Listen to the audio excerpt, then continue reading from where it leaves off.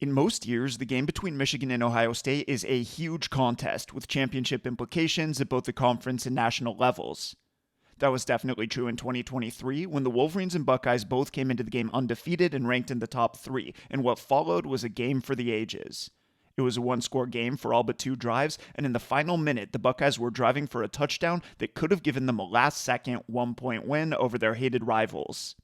In a lot of ways, you could have predicted the box score stats of this game based on what each team had done up to that point in the season.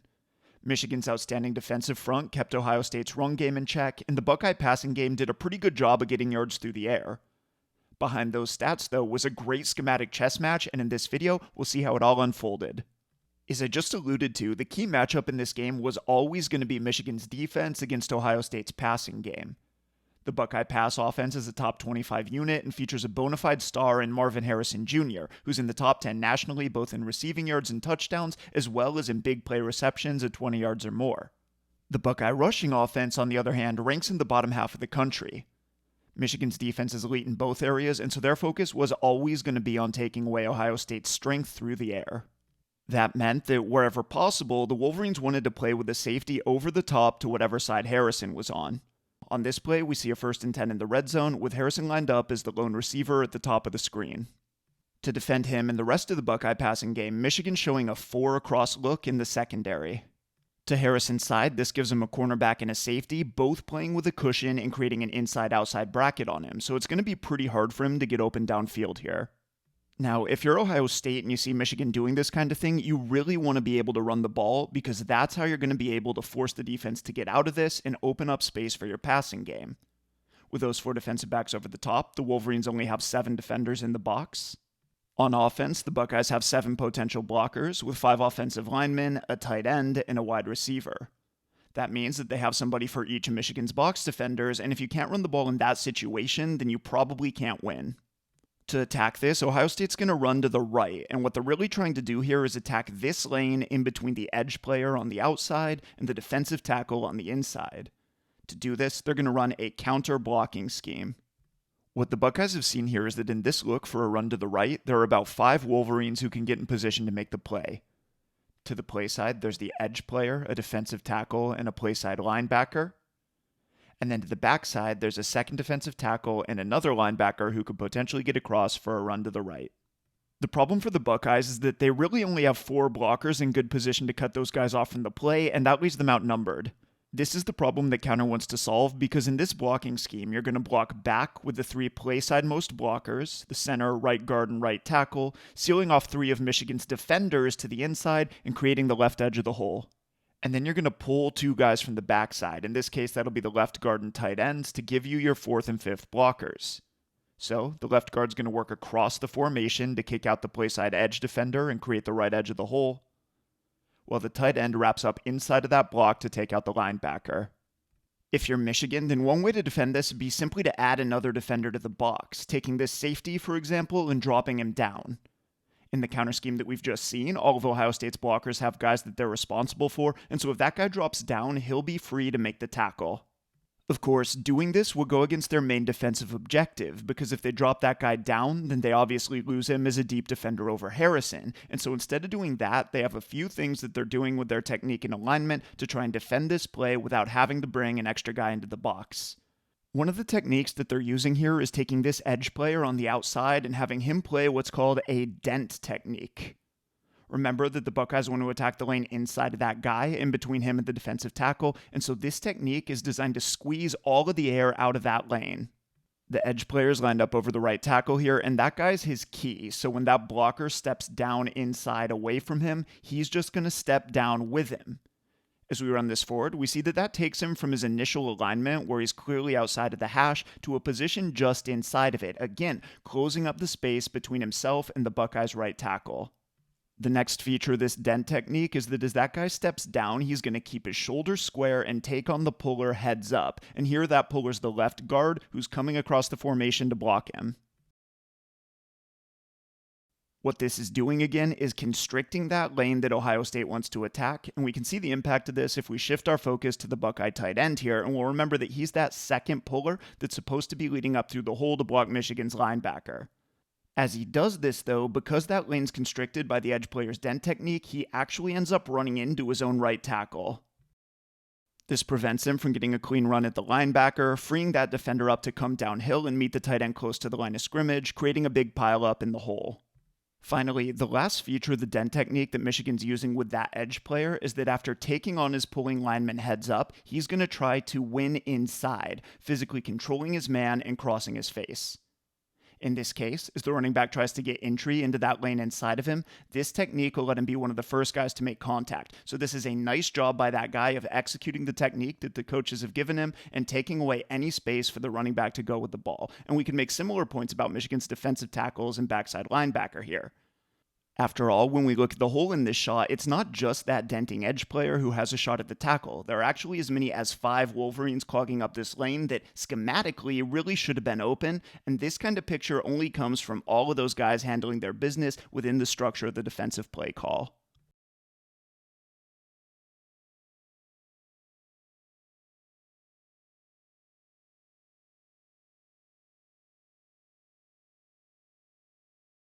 If you're Ohio State, then one of the takeaways from a play like this is that if you want to block that edge player, you can't do it by stepping away from him and waiting for a block to come back from the opposite side. That gives that guy too much time and too much space to step down and squeeze the air out of your running lane.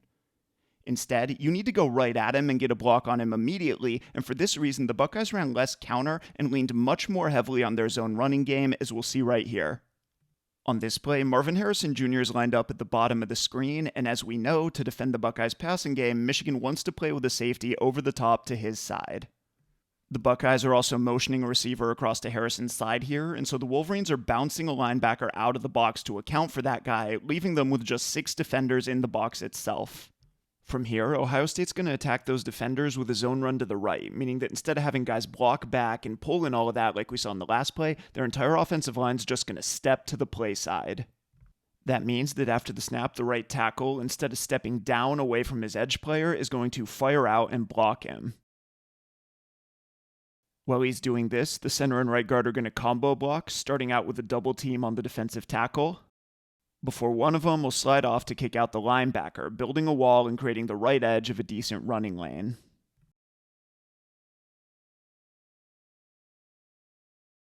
On the backside, we're going to see a similar combo block with the left guard and left tackle working from the backside defensive tackle up to the backside linebacker.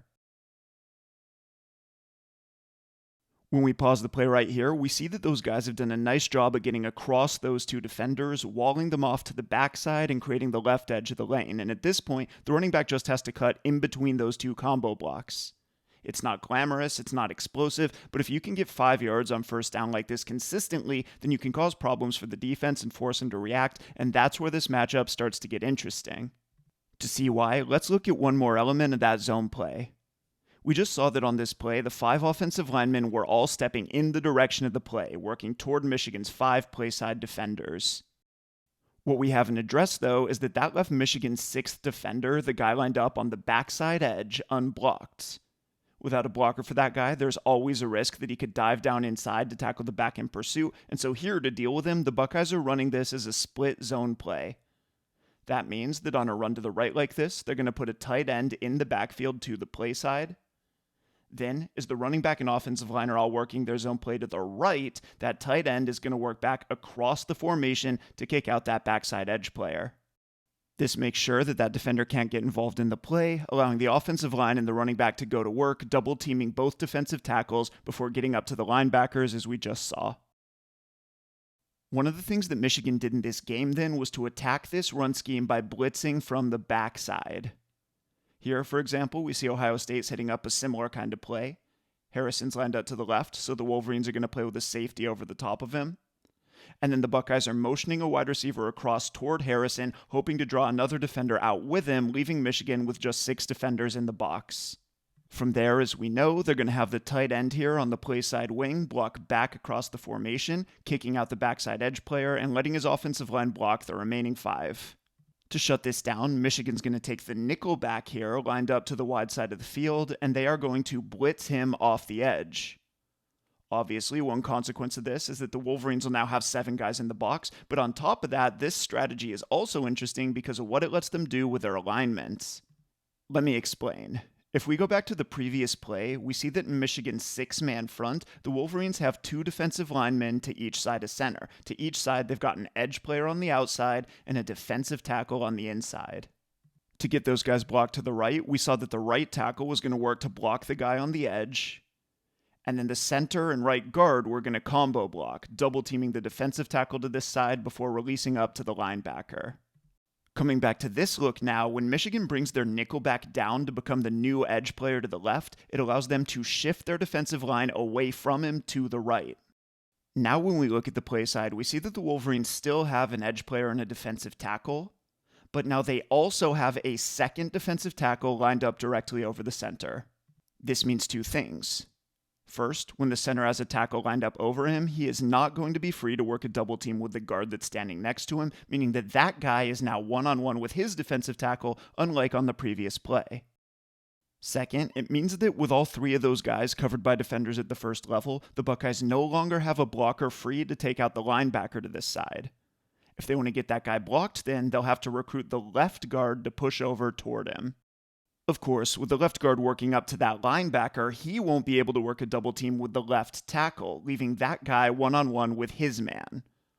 On this play, without a double team to hold up that defender, he's able to come down the line and constrict the play from behind. Now that we've talked about the alignment issues here, let's come back to the numbers. Ohio State still has 5 offensive linemen, and on this play, those guys will have to block these 5 defenders. As a sixth blocker, they then have that tight end lined up on the right side wing, and just like on the last play, he's going to work back across to kick out the nickelback, whose blitz has made him the new edge defender. What we're seeing here, though, is that this leaves Ohio State with nobody to block the linebacker to this side. To take advantage of this, Michigan's also going to blitz him, and here that'll give him an unblocked run-through into the backfield, letting him, too, run down the play from behind. So to recap, by taking their nickelback and bringing him up to come off the edge, Michigan's been able to shift their defensive line in the direction of the play. They've been able to break up Ohio State's double teams, and they've been able to hold this zone run to a gain of just 1 yard, a significant improvement over the last play that we studied. So how does Ohio State counter this? That brings us to this play. This is a 2nd and 1, and so you can bet that Michigan's going to want to do all that they can to limit the Buckeyes on the ground. To do this, we're again seeing their nickelback lined up on the edge to the wide side of the field, with their 4 defensive linemen shifted in the opposite direction away from him. Again, just like on the last play, they are also going to blitz the linebacker to this side in the hopes of giving him that free run-through into the backfield. Okay, so now we understand why this is a good call for defending the run game, but what about the pass? If we look to the side of the blitz here, we see that Ohio State has 2 wide receivers. If we keep in mind that Michigan's blitzing both the nickelback and the linebacker to this side, as well as the fact that Marvin Harrison Jr. is the outside receiver here, so the Wolverines will want to play with a safety over the top, then that is going to leave the slot receiver here in a ton of space. To address this, Michigan's going to rotate the safety from the opposite side of the field down, effectively replacing the Wolverine blitzers in coverage. What does this do? Well, it leaves Michigan without a safety playing over the top a tight end Cade Stover who's lined up on the opposite side of the field. With no safety back there, the linebacker that's playing over Stover is going to be in a tough spot because he has to be ready to defend a potential zone run coming toward him, as we've seen on the last 2 plays, while also being ready to cover Stover on anything vertical in the passing game. On this play, the Buckeyes are going right after that linebacker with a play-action fake, freezing him just long enough for Stover to get a step on him down the seam. Stover picks up a big gain, moves the Buckeyes into Michigan territory, and helps to set up Ohio State's first touchdown of the game. With the plays that we've looked at so far, we can see the basic matchup of this game. Michigan had this particular coverage family that they wanted to live in to take away Harrison in the Buckeye passing game, and Ohio State had this particular run scheme that they could use to have some success against that look. A lot of this game then was about each team trying to hide exactly when and exactly how they were going to do each of these things.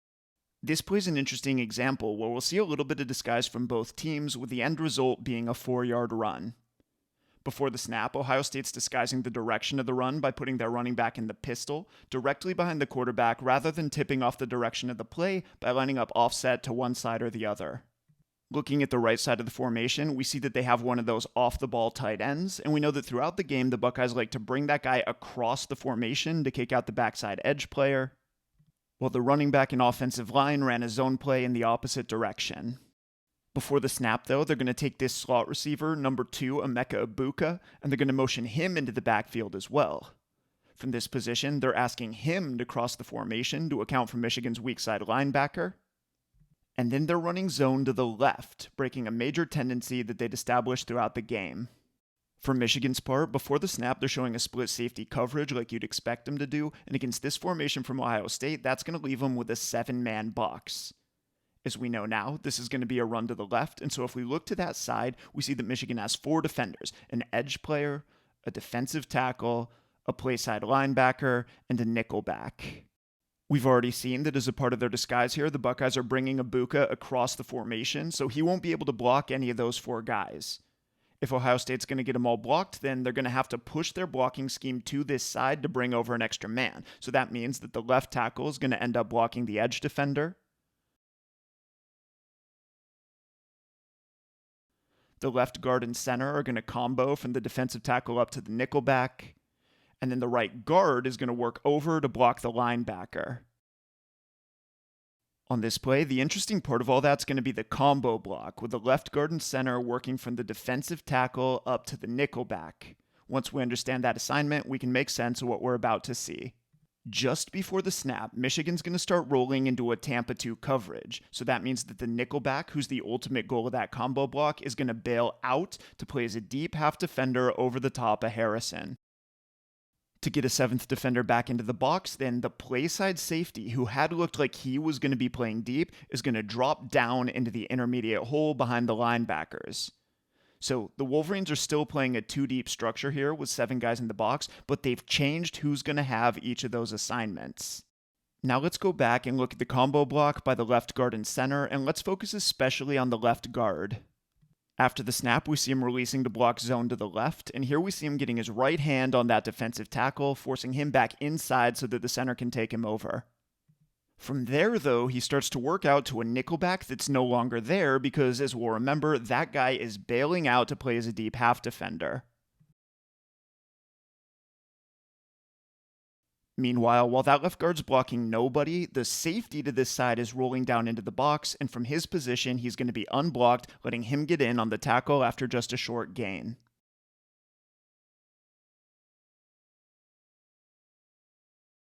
Understanding this play obviously involves some moving parts, and as you look at this matchup over the course of the game, there's a lot of stuff like that. Lots of plays had all sorts of different good football nerd stuff to talk about, but the result was often the same. On a number of plays, Ohio State was able to hide their intentions just well enough to get some nice gains, while Michigan was able to hide their intentions just well enough to keep the Buckeye run game from getting behind them. We can describe the passing game in a similar way. The main strategic battle happened out on the perimeter, and specifically it happened in the flat zones underneath and on the outside, which Michigan had a number of different ways to defend. Let's start with this play, which looks like a run-pass option where the quarterback's making his read pre-snap.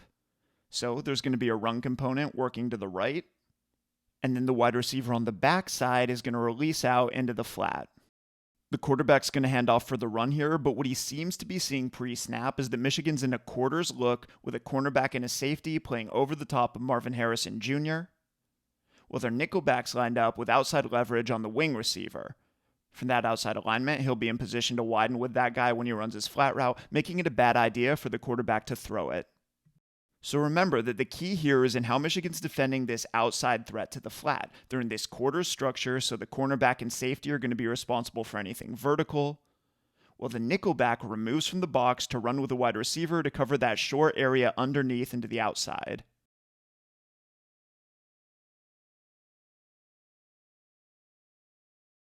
On this play, we'll see something similar, but to the side away from the nickelback. Up at the top of the screen, Ohio State's playing with a nub tight end and a running back into the short side of the field. And again, Michigan's cornerback and safety are playing over the top. Now, Harrison isn't lined up to this side on this play, and so rather than playing with both a cornerback and a safety over the top of a tight end, the safety's going to poach back across to the other side of the field where the Buckeyes have 3 receivers. And here they're having him do this so that he can pick up any kind of drag or crossing route that might be working back across the field toward him. With that safety gone, though, it means that the cornerback will have to cover the tight end on anything vertical. leaving the weak side linebacker to run with the running back on anything outside and wide into the flat. After the snap, the running back runs a rail route down the sideline, and so the weak side linebacker runs man-to-man with him into the flat and down the sideline.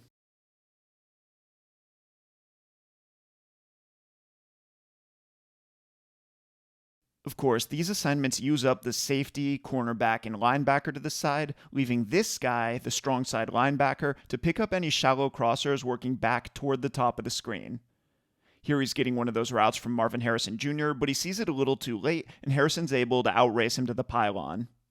What a touchdown like this shows us is that you can't be static in how you defend any given part of the field, because once your opponent knows how you're covering a specific area, they can come up with ways to attack it.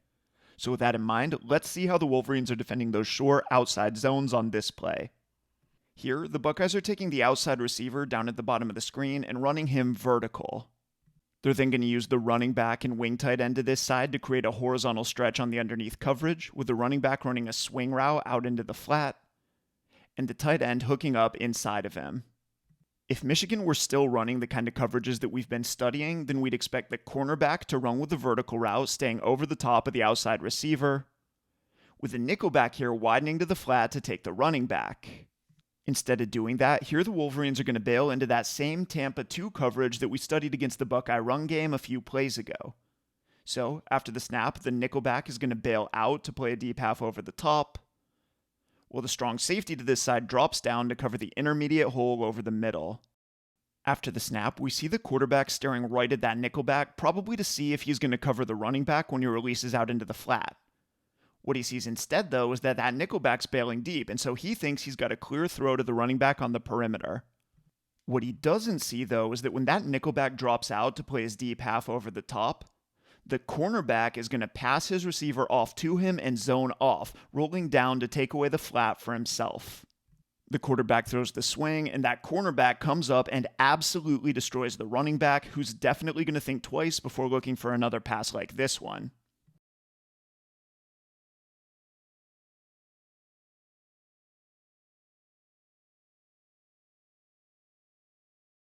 Now, with Michigan using this kind of coverage as a way to change up how they're covering those short outside zones, what the Buckeyes wanted to do was to catch them in those looks so that they could throw the ball over the heads of those cornerbacks when they stayed underneath in the flat. For example, on this play, we see a 2-receiver stack at the top of the screen. Harrison's the guy on the line of scrimmage, and then Julian Fleming is the guy off the ball behind him. After the snap, Ohio State's going to have Harrison run vertical and out toward the sideline. As he does this, we're going to see that the cornerback is trailing him, as we saw in the last play, because he's looking to pass him off to the deep safety in case anybody else breaks outside and underneath to attack him in the flat. What the Buckeyes want to do from here, then, is send Harrison and Fleming both deep, putting a 2-on-1 stretch on that deep safety. So, while Harrison runs deep down the sideline on the outside, they're going to take Fleming and have him run a post route to the inside. The safety might be able to cover one of those guys, but he definitely can't cover both, and when he jumps the route to Fleming over the middle, McCord's able to throw the ball over the cornerback's head to Harrison.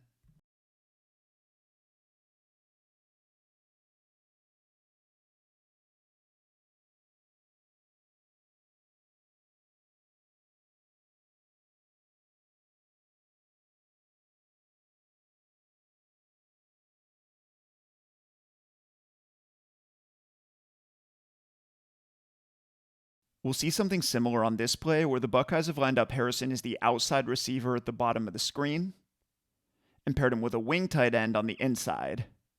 After the snap, Harrison's going to release downfield and then run a corner route, ultimately breaking outside toward the sideline. The tight end then is going to threaten the flat. He's initially going to release outside just a little bit, but then he's going to hook up and avoid in the underneath coverage. Defensively, Michigan's playing with another one of those squat cornerbacks, so down at the bottom of the screen, the cornerback is not running step for step with Harrison, but is instead sitting for a potential route by that tight end into the flat. This means that when Harrison breaks out for his corner route, McCord will again be able to throw the ball over that cornerback's head, leading Harrison toward the sideline and away from the deep safety over the top of him for a clutch completion on 2nd and 10 with the game in the balance. Finally, Michigan's last interception to seal the win is also relevant to this discussion. It came on a 1st and 10 with 30 seconds to go, so the Wolverines want to play top down and keep everything in front of them. The The Buckeyes have to get a touchdown, so Michigan basically wants to force them to snap the ball as many times as possible to run out the clock. The Buckeyes, on the other hand, want to manufacture chunk plays to get quickly near the goal line so that they can take a few reasonable chances to score. In this situation, the Wolverines are again running their Tampa 2 coverage, so after the snap, the nickelback here will drop out to play a deep half at the bottom of the screen. The cornerback will drop under control while looking to come up and jump anything outside and underneath. And the weak safety will drop to the intermediate middle to defend against any kind of crossing routes coming through this area. Now remember, the Buckeyes want a good chunk of yardage here, and so it looks like they're trying to play off of the tendencies that we've been studying by running a weak side flood concept to the sideline at the bottom of the screen. The idea is that the single receiver down here is going to go vertical, running off that deep half player over the top. And then the running back is going to release out of the backfield and hook up in space underneath. Now on earlier plays, we saw that when the running back released out like this, that squat cornerback flew up and nailed him. Part of the idea with this flood concept then is to punish him for doing that, and they're going to do this by bringing a crossing route over behind him with Emeka Egbuka working across from the opposite slot, potentially putting him in the space that cornerback could be vacating. With any passing concept, if you're an offensive coordinator and you want to make sure that something's going to be open here, you have to ask, okay, what could the defense do to stop this concept? We already know that in this Tampa 2 coverage, there's going to be a safety dropping to the intermediate hole to defend routes over the middle, and so from that position, he could potentially cut off Egbuka's crossing route, shutting down this 3-receiver flood. In fact, the Buckeyes had already seen him do this kind of thing just a few plays earlier. If we go back and look at that completion to Harrison on the corner route, on that play, the Buckeyes were also bringing a crossing route from the opposite slot. We won't be able to see everything from this camera angle, but as that receiver works across the formation, keep an eye out for this safety who's starting out in the middle of the field. When we pause the play right here, we see that guy's worked over toward the hash, putting him in a position ahead of that crossing route. From here, he'd obviously be able to cut off that receiver. Coming back to this play now, we know that the Buckeyes would love to hit an intermediate crosser to Egbuka, giving him room to run after the catch down the sideline. If, however, the middle safety is going to work over toward the hash to get in front of him, like we've just seen, then what does this do? Well, it takes that safety out of the middle of the field, opening up that space as a potential place to attack. To get a receiver into that area, the Buckeyes are going to have Harrison, who's lined up at the top of the screen here, run a dig route right into that area of the field. From this position, they can punish that safety no matter what. If he sits in the middle of the field, then he can't cut off the crosser by Egbuka, and McCord can work that 3-level flood concept. If he instead works toward the hash to cut off the crossing route, then McCord can come back to Harrison, working directly over the middle with room to run. Now let's see how it all unfolded. When we pause the play right here, we see McCord looking right at that middle hole safety who's currently sitting just a bit to the right of the true middle of the field. As we run this forward, keep an eye on how that safety, number 9 Rod Moore, reacts to the crossing route from Egbuka. As we advance the play, we see that safety sliding to McCord's left as if to cut off that route again. So what does that tell McCord? Well, if that safety's sliding with the crossing route, then that should be creating space right here, with Harrison about to break open right into that area with his dig route. The last thing that we need to notice here, though, is that McCord's about to get killed here because his offensive line have all tripped over each other, leaving him with an unblocked edge player zeroing in on him. McCord knows that he has to get rid of the ball fast, and he throws it to the guy that he thinks is going to be open.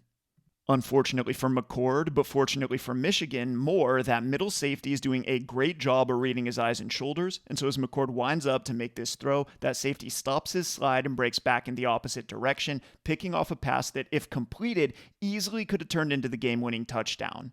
Instead, this turns into one more example of how this game was really interesting from a scheme standpoint, but at the end of the day, Michigan came up just a little bit bigger, making key plays when it counted to seal the win.